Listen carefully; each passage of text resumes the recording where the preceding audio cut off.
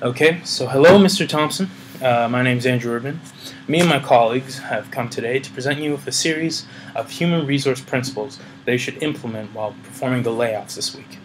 Now, the first thing that you should do is develop a clear scheme of who you're laying off and for what reasons, as this will most likely prevent any legal action being taken against you as long as people know why they're being fired.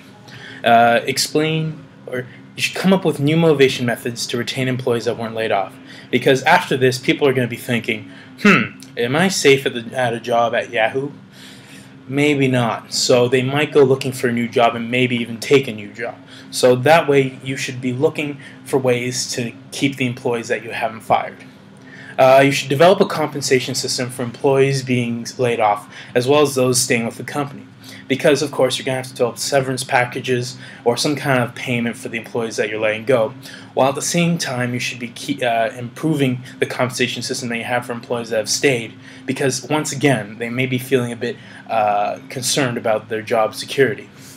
You should improve the group dynamics in regards to your company, because now you may have fired some team members of groups who have been working really well for your company, but this may not be good now, because without those teams, the company may decline in its productivity or its efficiency.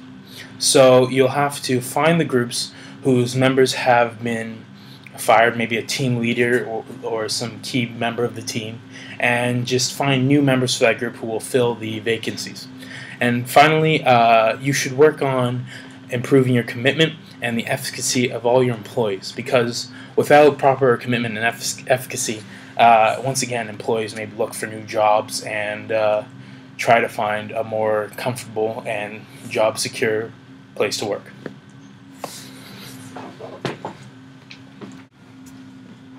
Hi, Mr. Thompson. How are you doing today, sir? Hello, my name is Josh from Morgan. I came to talk to you about the layoffs that are coming up this week. I just want to know if you have created a clear outline for each employee that they can receive to know who will be laid off. I don't know if you've been thinking of sending it out in a memo or having each manager kind of pull everyone in and clearly go over who's going to be laid off, what are the criteria that you have to meet so you're kept here and all that. The reason why we need to do this is so everyone has perceived fairness. Everyone knows why they're being let off, and no one can go home and, badmouth the company to their friends or to their neighbors about being laid off.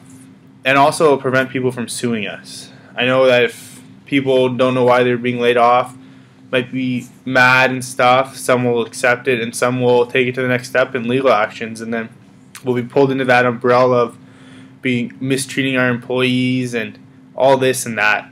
Which I know laying people off is not easy, and last thing we want is to have people come back and suing us for saying that we're this terrible company and everything. So as long as we clearly define all the steps to our employees about who's going to be laid off, who will be kept for what reasons, and all that, then we can avoid all this and get through it as quickly and painfully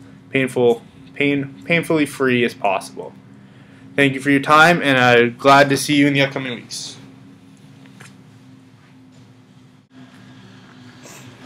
Good afternoon, Mr. Thompson.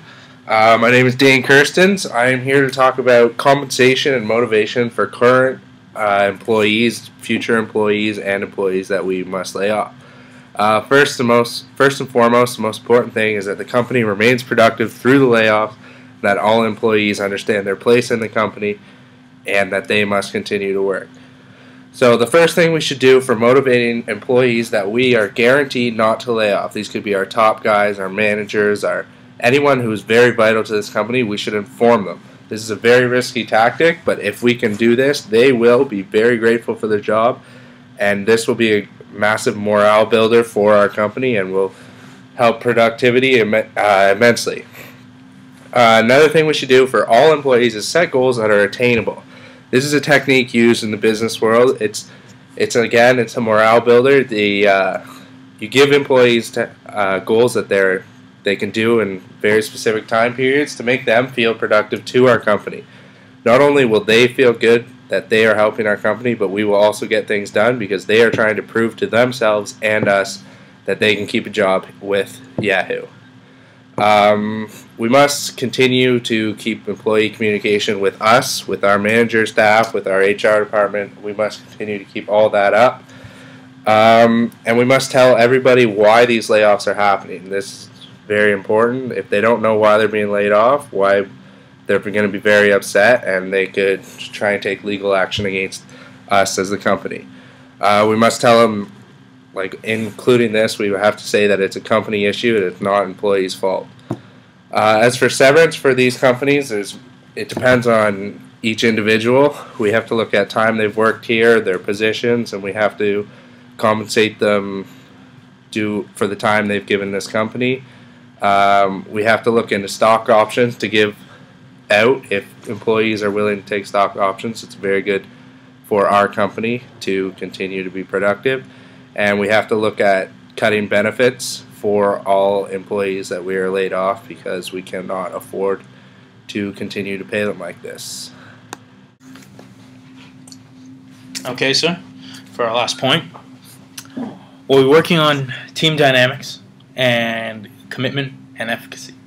So first of all, team dynamics. With this new change in all your employees and how you're laying off a bunch of them, there's no doubt that some of the previously formed teams in the company will be split up, and therefore you're going to have to remake teams and remake team dynamics.